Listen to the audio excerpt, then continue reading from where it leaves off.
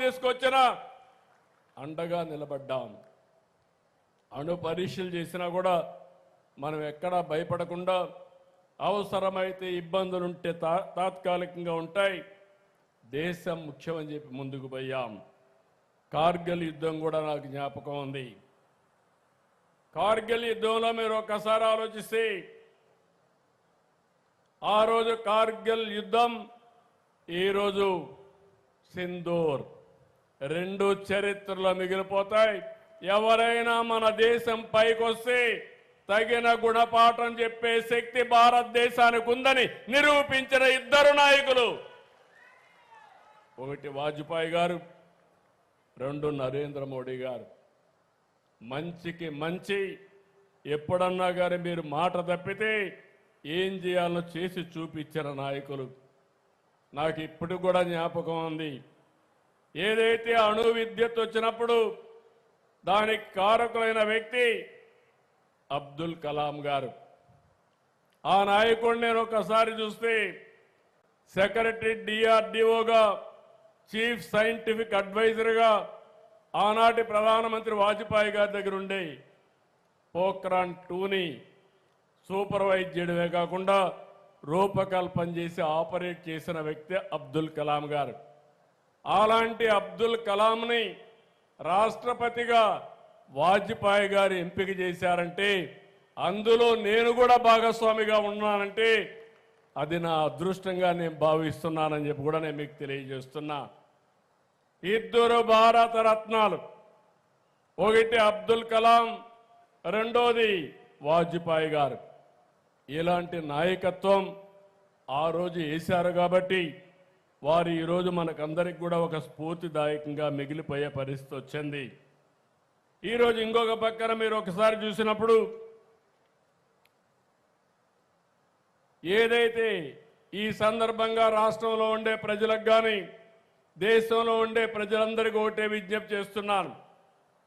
కొంతమంది నాయకులు స్ఫూర్తినిస్తారు, శాశ్వతంగా స్ఫూర్తినిస్తారు.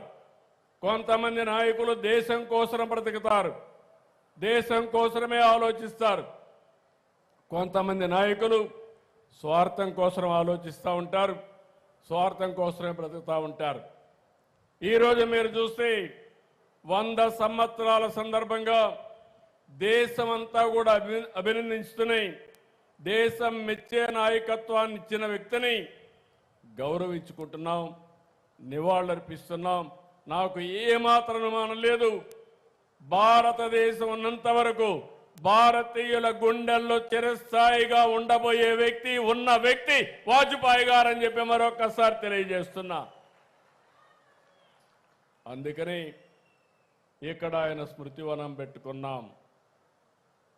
ఆయన చూపించిన మార్గం సుపరిపాలన.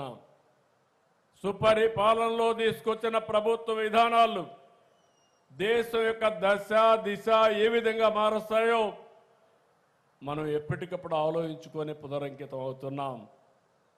అదే సమయంలో ఈ ప్రాంతంలో ఎన్టీ రామారావు గారు కూడా ఎప్పుడూ గుర్తుంటారు. రేపు రాబోయే రోజుల్లో ఎన్టీఆర్ గుర్తుండే విధంగా, వాజ్పేయి గారు గుర్తుండే విధంగా ఈ ప్రాంతాన్ని తయారు చేసే బాధ్యత ఎన్డీఏ ప్రభుత్వం తీసుకుంటాం. ఈరోజు ఇంకొక విషయం కూడా మనం గుర్తుపెట్టుకోవాల్సిన అవసరం ఉంది. ఈరోజు వాజ్పేయి గారు వేసిన ఫౌండేషన్ చాలా స్ట్రాంగ్ ఫౌండేషన్ వేశారు. ఆ తర్వాత వచ్చిన నరేంద్ర మోడీ గారిని చూస్తే 11వ స్థానంలో ఉన్న ఆర్థిక వ్యవస్థ 4వ స్థానానికి వచ్చాం. ఒక సంవత్సరంలో 3వ స్థానానికి వస్తాం. వికసిత్ భారత్ 2047 నాకు ఏమాత్రం అనుమానం లేదు.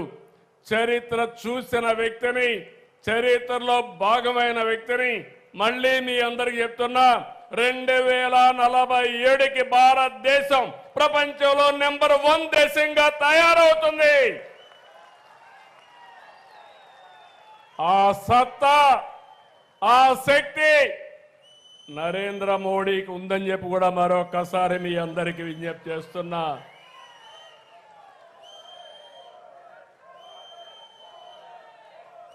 ఎందుకంటే ఈరోజు కొంతమంది దేశం కోసం ఆలోచిస్తాం. ఆ రోజు వాజ్పేయి గారు, ఎన్టీఆర్, ఈ రోజు నరేంద్ర మోడీ గారు దేశం కోసం ఆలోచిస్తే నేను కూడా నా తెలుగు జాతి కోసం ఆలోచిస్తున్నాను. ఆయన దేశాన్ని నెంబర్ 1 చేసి నేను తెలుగు రాష్ట్రాన్ని అగ్రభాగాలు నిలబెట్టే బాధ్యత తీసుకుంటాం.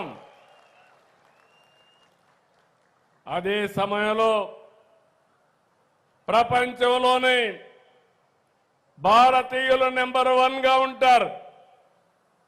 అదే సమయంలో భారతీయుల్లోనే తెలుగు జాతి నెంబర్ 1గా చేసే బాధ్యత తీసుకుంటాం. అలాంటి స్ఫూర్తితో మనం ముందుకు పోవాల్సిన అవసరం ఉంది. ఈరోజు నాకు కూడా గౌరవనీయులైనటువంటి కేంద్ర మంత్రి